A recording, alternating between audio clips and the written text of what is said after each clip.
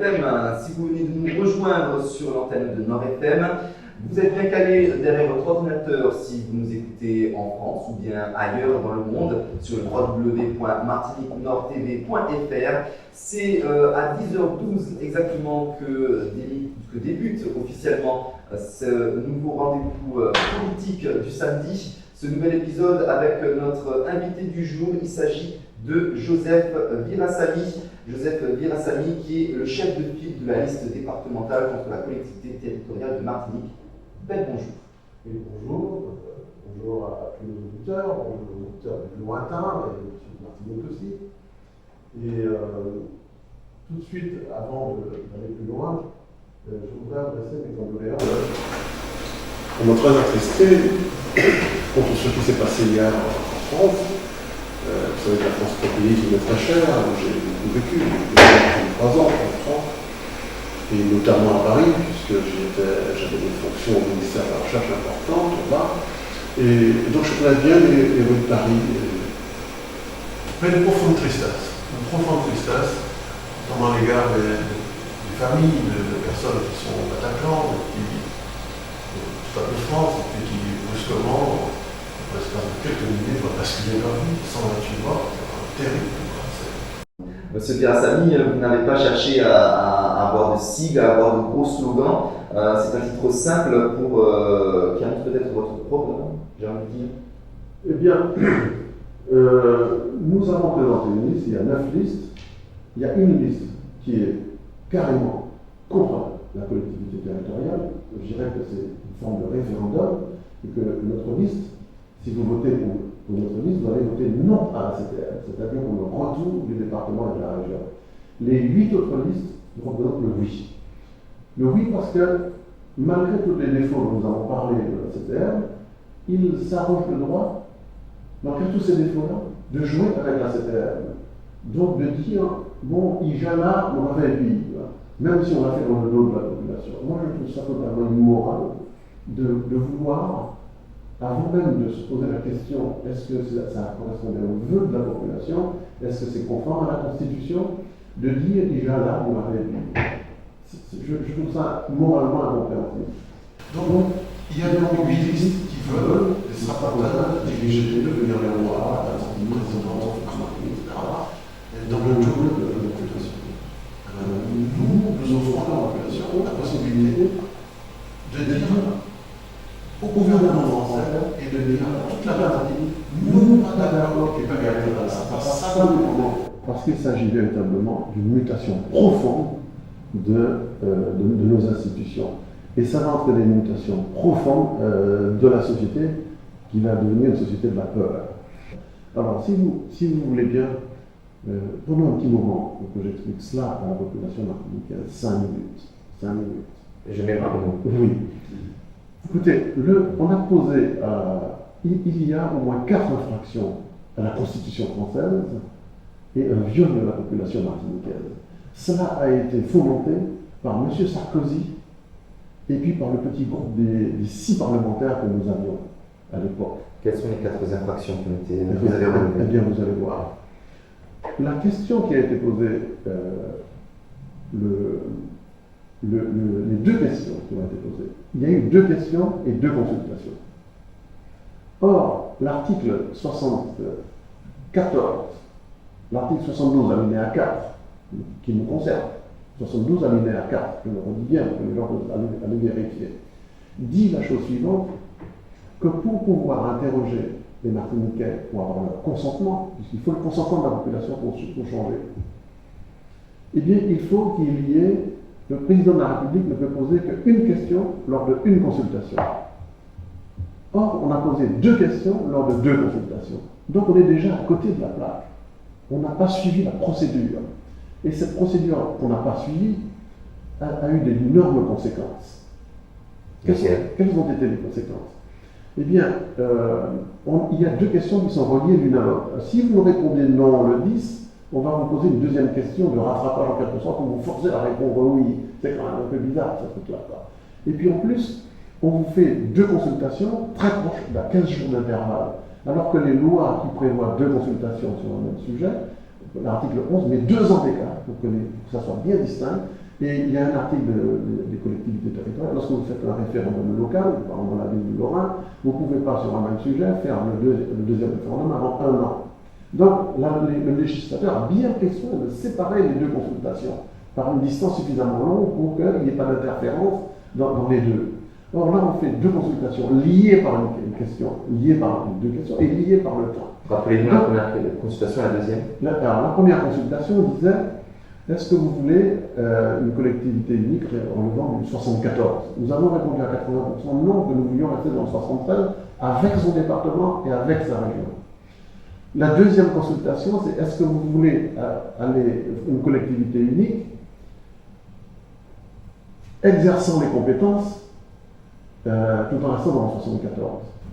Le président Sarkozy reçoit du gouvernement une lettre datant du 17 novembre 2000 qui dit la chose suivante: nous vous proposons, Monsieur le Président de la République, de prendre un décret, parce que c'est comme ça qu'il doit se faire, où vous allez poser deux questions à la population martiniquaise, la première et puis la seconde. Il dit la seconde. La seconde, c'est la création d'une collectivité unique se substituant au département et à la région. Vous avez bien entendu, se substituant. C'est-à-dire, et ça c'est conforme à l'article 73 alinéa 7 de la Constitution qui dit effectivement la création par la loi d'une collectivité se substituant au département et à la région, ou la création d'une collectivité, d'une assemblée unique délibérante. C'est-à-dire l'article 73 alinéa 7 donne deux issues: assemblée se substituant ou assemblée unique, en regardant les deux départements et la région. On fait simplement fusion du Conseil général et du Conseil régional. En refusant le 74, nous avons fait le choix pour le maintien du département et de la région. Quand ils ont fait la campagne du 24 janvier, eh bien c'était en maintenant le département et la région. D'ailleurs, Sarkozy, 4 jours avant le 24 janvier, le 19 janvier à La Réunion, il a dit: quelle que soit votre réponse, vous allez garder à la Martinique et à la Guyane votre département. La Martinique restera un département ainsi que la Guyane. 4 jours avant. Alors on a menti, Sarkozy a menti aux Martiniquais, puisque le 27 juillet, on a tué le département de la région. On n'est plus département de la région depuis le 27 juillet 2011. On l'a remplacé par la collectivité unique. Et c'est la première fois que les Martiniquais entendaient parler de cette collectivité unique qu'on avait cachée dans un trou quelque part, et qui sort comme ça, comme un lion de sa cage. Et les Martiniquais, 2 fois donc, ils ont dit qu'ils veulent garder le département et la région, et on fait le contraire. Et Sarkozy lui-même, 4 jours avant, il dit: vous allez garder votre département. Depuis la Réunion, il dit ça dans une allocution officielle au département d'Outre-mer. Alors qu'est-ce que c'est que ça? On a trompé les Martiniquais. Et qu'est-ce qu'a fait le Parlement après? On devait avoir le consentement avec 25% de oui au minimum, de oui des inscrits. On a eu 23,31%. Malgré ça, le Parlement est passé en force sur la pression du gouvernement et a voté la suppression du département et de la région en disant que le département et la région sont succédés, que la collectivité territoriale succède au département. Donc, moi j'en appelle aux 32% de gens qui ont voté non le 24 janvier et à tous ceux qui s'estiment avoir été trompés avec cette histoire d'assemblée unique, et de venir le 6 décembre dire qu'ils ont été trompés, qu'ils ne voulaient pas la suppression du département et de l'argent en votant pour la liste. Je veux dire à ça. Alors, je veux vous dire que ce n'est pas seulement à travers ce vote que je lutte contre la CTR. Il y a une deuxième voie que j'explore depuis déjà 2010 en faisant des procédures. J'en suis peut-être à la 5e ou à la 6e. Des procédures judiciaires contre cette CTR. Et principalement, le principal organe qui est responsable de cela, c'est le Conseil d'État. Et donc j'ai une communication quasiment mensuelle, et même des fois quotidienne, avec le Conseil d'État, qui s'est révélé être une espèce d'organe qui est d'abord politique avant d'être juridique, et qui fait les pires choses sur le plan juridique pour défendre bec et ongle la CTR. Si bien que cet organe dont on est obligé de passer, parce qu'il y a ce qu'on appelle des filtres pour arriver au Conseil constitutionnel, qui est le Conseil qui peut annuler une loi. Le Conseil d'État ne peut pas annuler une loi, c'est le Conseil constitutionnel. Mais il faut y accéder. Mais il y a des filtres. Donc la loi a instauré, l'article 61 de la Constitution a imposé des filtres. Et vous êtes obligé de passer soit par la Cour de cassation, soit par le Conseil d'État, pour pouvoir accéder au Conseil constitutionnel. Il ne fait pas l'ombre d'un doute que si cette loi arrive sur les bancs du Conseil constitutionnel, aux 9 sages, il sera annulé tellement il y a des choses qui ne vont pas. Mais jusqu'à maintenant, le Conseil d'État a toujours trouvé un moyen, légal ou illégal, de bloquer mes requêtes. Si bien que maintenant, après avoir bloqué, saturé toutes les voies nationales, on est obligé, on peut maintenant, à partir de maintenant, je peux aller à la Cour européenne des droits de l'homme pour contester la légalité de ce que dans les instances françaises, on refuse de faire, le Conseil d'État typiquement.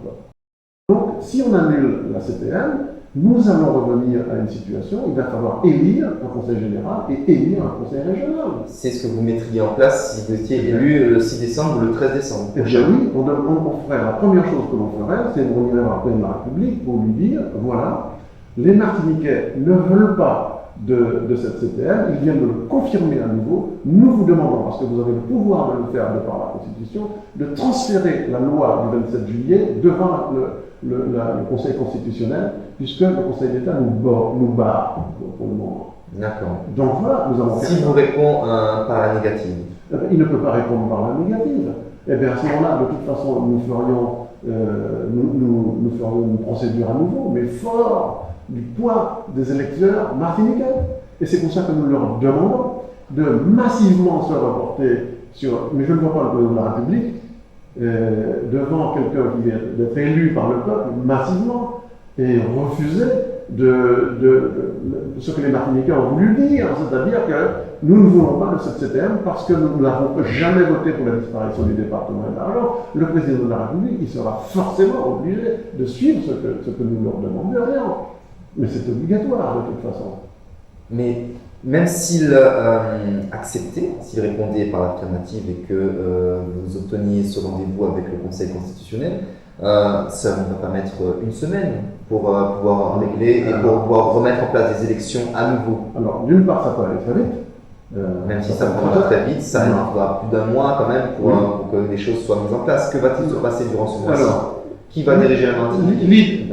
C'est nous, puisque nous avons eu la majorité des voix pour. Donc vous allez utiliser le pouvoir qui vous a été retransmis par les Martiniquais et en tant que CPM. Oui, nous serons obligés de faire ça, puisque c'est la loi qui fait ça. Mais nous n'allons pas rentrer dans le cadre institutionnel de la CPM, à moins que le préfet nous y oblige quelque chose. Mais ce que nous commencerions à faire, c'est d'éviter cette espèce de mettre ce dictateur en place et puis qui décidera de tout. Alors nous ferions une assemblée où les courants seront représentés proportionnellement à ce qu'ils ont obtenu déjà. C'est-à-dire que vous changeriez également le mode de vote, vous retourneriez à un mode de vote que nous connaissions il y a encore de cela 5 ans. Oui, nous allons regarder combien chaque liste a obtenu et ils auront des représentants à une commission permanente, c'est artificielle, parce que c'est pas ça que la loi sur la CPM a prévu, mais nous n'allons certainement pas établir un exécutif monocolore avec 8 ministres uniquement tous dans la même lignée.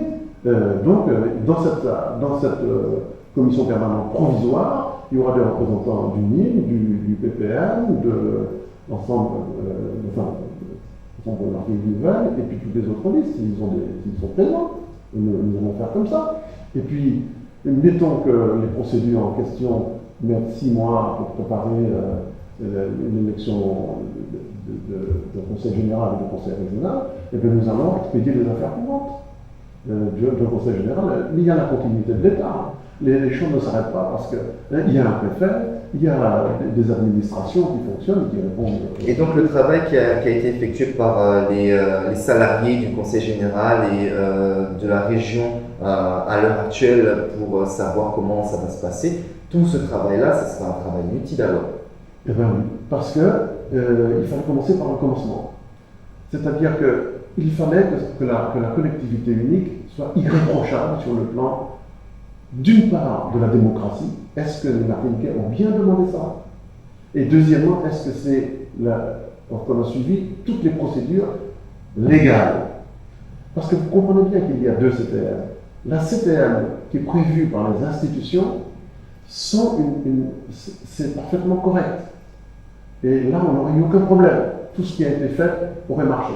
Mais ce n'est pas cette CPM qui a été créée. C'est une CPM, ce que j'appelle avariée. Je vous ai déjà dit la magouille qu'il y a eu. Je vous ai déjà dit que le président de la République n'aurait pas dû changer la question. Je vous rappelle aussi que l'article 73 de la Constitution prévoit deux sorties, une collectivité se substituant et l'Assemblée unique. Chaque fois, il y a eu deux sorties. Elle ne prévoit pas trois sorties. Or, collectivité exerçant les compétences, ça n'existe pas dans la Constitution française. C'est M. Sarkozy qui a inventé cette expression. Ça n'existe pas dans la Constitution française. Et quand vous dites tout en restant géré par l'article 73, c'est ce qu'on appelle un oxymore. Ça n'est pas possible. Quelque chose qui n'existe pas dans la Constitution française ne peut pas être dans l'article 73, puisque ça n'existe pas. Et quand les gens n'arrêtent pas de dire qu'on est dans l'article 73, ils n'ont rien compris. Parce que collectivité exerçant les compétences, ça n'existe pas dans la Constitution française. Et il y a encore un deuxième argument. Un deuxième argument. C'est écrit dans la loi du 27 juillet que la collectivité unique relève de l'article 73. Mais ce n'est pas une loi ordinaire qui fixe le régime législatif de territoire français. Tous les territoires français sont reliés à la France par une loi constitutionnelle. Et celle qui nous concerne, c'est l'article 72.3, qui dit la chose suivante. La Martinique, la Guadeloupe et la Guyane, etc., sont régis par l'article 73 lorsqu'ils sont départements et régions. Et s'ils ne sont plus départements et régions, puisqu'on a supprimé, ils sont comment? Eh bien, ils sont gérés par l'article 73 en tant que collectivité, à condition d'avoir été créés conformément à l'article 73 de la Constitution. Mais précisément, elle n'a pas été créée conformément à l'article 73 de la Constitution. Donc, nous ne relevons ni de l'article 73, ni de l'article 74 que nous l'avons refusé, ni du département et de la région.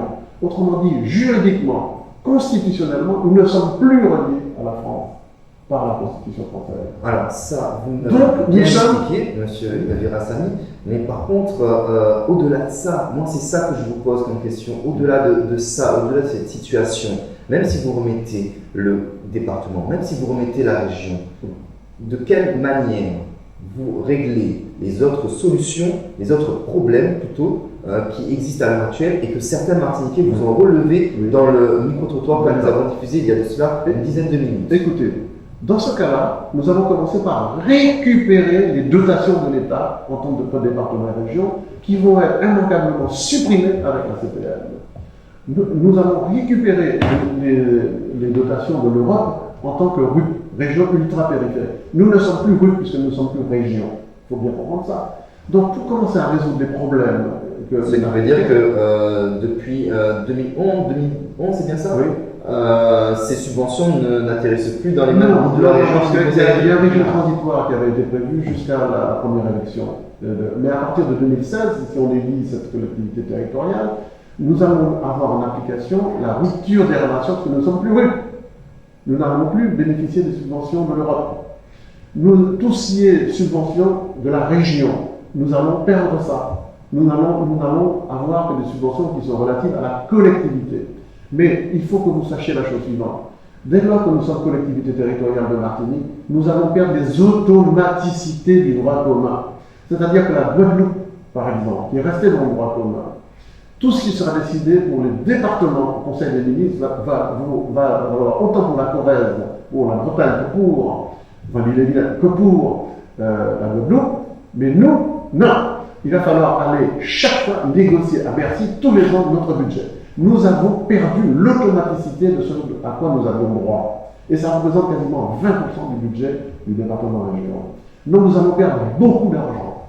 Donc cet argent-là, nous allons déjà le récupérer. Je ne comprends pas pourquoi les Martiniquais pourraient penser, avec les dires des uns et des autres, les menteurs, que nous pourrions faire plus avec moins d'argent. Ça n'est pas possible de faire plus avec moins d'argent. Le budget de la Martinique est déjà particulièrement, le département région est déjà particulièrement en déséquilibre. Vous enlevez 20% de dotation. Eh bien, qu'est-ce que vous voulez faire avec? Tout ce dont les gens parlaient là, ceux qui disaient qu'il n'y avait pas d'argent. Mais il va y avoir encore moins d'argent et plus de diminution de subventions aux malades, aux vieux, etc. Nous n'aurons plus d'argent. Donc, qu'est-ce qui a été prévu déjà, notamment par M. Vaugirard, qui fait partie de la liste de Constantine Martinique et qui est membre de la commission ad hoc? Il a fait une étude où il explique qu'à partir de 2018, nous allons avoir une somme de dépenses beaucoup plus importante que les recettes. Et malgré le fait qu'il est déjà prévu d'augmenter considérablement les impôts en créant de nouveaux, comme la vignette automobile, la vignette verte. Enfin, on va être écrasé par les impôts et malgré ça, à l'horizon de 2018, nous allons avoir des dépenses qui seront beaucoup plus fortes que les recettes. Qu'est-ce que vous voulez qu'on fasse avec la CTM du point de vue financier? Nous écraser d'impôts?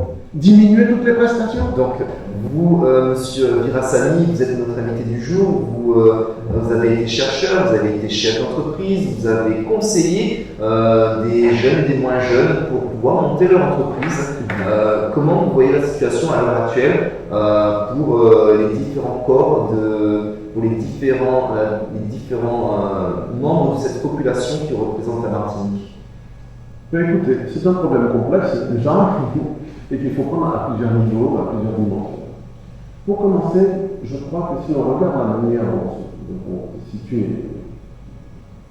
la Martinique avec ces petites royautés agglomérées les unes aux autres, je parle de municipalité, il faudrait faire une chose extrêmement importante qui a beaucoup plus de conséquences qu'on le dit, comme nous pouvons l'imaginer, c'est de limiter à 2 mandats la possibilité pour quelqu'un d'occuper un poste. Vous pouvez être 2 fois maire, 2 fois conseiller général, mais pas plus. Parce que sinon, c'est exactement ce que l'on voit. Il y a des maires qui sont là depuis 5 mandatures. Il y a des choses comme ça. Et bien, ça finit par créer un clientélisme local, un micro comme ça. Et si bien que les maires détiennent le pouvoir pendant longtemps et ça bloque la fluidité de la population. Ce clientélisme et ce microcosme qui existe en Martinique, qui n'existe pas dans la région métropolitaine. Mais si ça existe aussi, mais il faudrait le faire, en particulier en Martinique, parce que ça permettrait à des jeunes, à des nouvelles générations, de prendre la place et de proposer des choses nouvelles et au clientélisme d'exploser. Parce que ça changerait les personnes qui là. Prenez le cas de Sainte-Marie. M. Bandino a été là pendant 5 mandatures. Et bien quand il est parti, M. Azaro est arrivé et c'est une autre génération qui est arrivée, c'est d'autres personnes, c'est d'autres centres d'intérêt, etc. Mais c'est une chose qui est très bonne pour la population, mais il faudrait faire ça pour tout le monde. Et ça, c'est quelque chose qu'il faut faire, qu'il faut délibérer dans l'Assemblée, ça. Eh bien, avec les pouvoirs qu'il est possible d'avoir en Martinique, quel changement vous mais voulez mettre en place? écoutez, moi, je voudrais mettre mise en place. Moi, je vais vous dire, la Constitution prévoit 3 outils qui nous permettent, dans le cadre du département de la région et du droit commun complet, de faire tout ce que l'on veut ici en Martinique. Il s'appelle expérimentation, habilitation et adaptation. Il y a 3 outils qui permettent complètement de tout faire ici en Martinique, y compris de demander par exemple une habilitation pour limiter les mandats à 2 mandats et un seul poste. Vous ne pouvez pas être maire et quelque chose d'autre. Vous êtes maire, mais 2 fois seulement. Bon. Eh bien, ça développerait complètement les choses et on n'a pas besoin de chambardement comme on veut le faire avec la CTL pour pouvoir mettre ça en place. Il suffit d'utiliser des habilitations, des adaptations et des expérimentations comme ça. Et l'État les accordera sans problème. Il y a un sociologue qui s'appelle Max Stanik, bonjour Max, si tu m'écoutes, mais il m'avait dit, parce que je suis revenu très rapidement en 1995, il m'avait dit la Martinique dévore ses meilleurs éléments. Parce que chaque fois qu'il y a eu des jeunes ingénieurs qui sont arrivés, qui ont proposé des choses, eh bien, le fait qu'il y ait eu des castes comme ça, qui monopolisaient le pouvoir, ces gens-là ont été dégoûtés et sont partis. Donc, le fait de changer cette simple règle permettra à toute une jeunesse de venir prendre la place et d'apporter sa compétence nouvelle qu'il a acquis d'ailleurs du Canada, de la France, etc. Cette simple règle, simplement de limiter à 2 mandats, pour casser les clientèles électorales, eh bien, ça permettrait de faire beaucoup de choses. Donc voilà la réponse que j'ai. Parmi les choses qui serait possible de faire, vous prendriez quoi comme décision? Eh bien, de demander une habilitation pour casser ce truc-là déjà. Bon, si une fois que vous avez fait ça, vous avez réussi à mettre ça en place, Qu'est-ce que vous allez mettre en place pour les étudiants? Qu'est-ce que vous allez mettre en place pour les aînés? Qu'est-ce que vous comptez mettre en place par rapport à l'environnement, par rapport à notre dépendance au pétrole, face au transport, etc. Alors ça, ce sont des programmes à long terme qui sont évidents. Par exemple, nous pourrions être facilement être autonomes pour le but de l'électricité. Vous savez que la France perd 120 millions d'euros chaque année pour que nous puissions payer l'électricité que nous consommons. C'est pour ça qu'il ne faut pas la gaspiller. Eh bien, nous pourrions utiliser l'énergie solaire, l'énergie éolienne, des marées, etc., pour pouvoir développer une économie, même la géothermie aussi. Bon, nous avons des moyens de le faire, mais ce sont des programmes qui se mettent en place sur 20 à 25 ans. Vous savez que lorsqu'un produit est fabriqué, il part d'une idée, de la tête de quelqu'un. Eh bien, il faut pratiquement 15 années avant que cette idée, qu'elle soit validée en laboratoire, etc., avec des procédures de mise en œuvre, de prototypes, etc., 15 années pour que ça devienne un produit de consommation courante. Donc on ne peut pas, comme ça, d'un coup. J'ai travaillé avec les plus grands laboratoires de l'Île-de-France, je connais ce processus. Donc voilà, ce sont des choses qui prennent du temps. Ça, c'est pour le long terme. Oui, je comprends bien que pour le long terme, vous voulez une autonomie de l'énergie. Ensuite, si nous voulons en savoir plus sur vous et sur vos écrits et sur vos pensées, pour ceux qui cette émission n'aura pas suffi. Eh bien, vous pouvez taper mon nom et vous mettez, vous aurez, si vous tapez mon nom sur Internet, vous allez avoir un certain nombre de choses, dont tous les écrits que j'ai faits depuis 2009.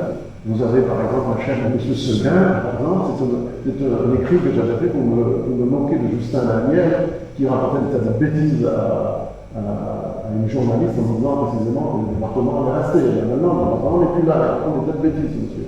Il dit qu'on a créé une collectivité se substituant. C'est pas vrai, c'est pas se substituant, on l'a bien vu tout à l'heure. Donc vous avez un tas de juristes qui racontent des tas de bêtises à la population martiniquaise dans le seul but de conforter la collectivité unique. Mais quand on est juriste, c'est attention. Voilà. Donc vous pouvez taper sur Internet, vous pouvez aller sur politique publique. J'ai un certain nombre d'écrits qui sont avec tous les liens nécessaires. D'accord. Voilà. Donc, chers auditeurs, vous savez ce qu'il vous reste à faire pour en savoir beaucoup plus. Il y en a particulièrement un qui a parcouru beaucoup la Martinique, ça s'appelait Article 74, éloge de la peur.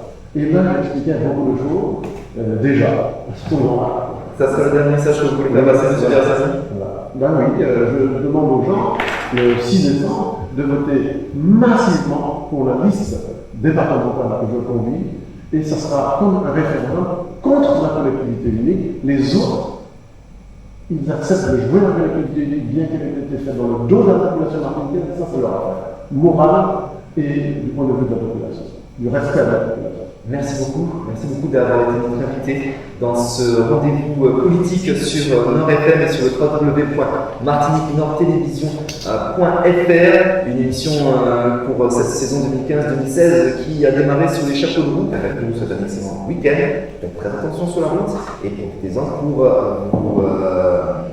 rendre plaisir, mais également pour vous renseigner un peu plus sur le CCL. Je vous souhaite un excellent week-end, à la semaine prochaine. Bye bye.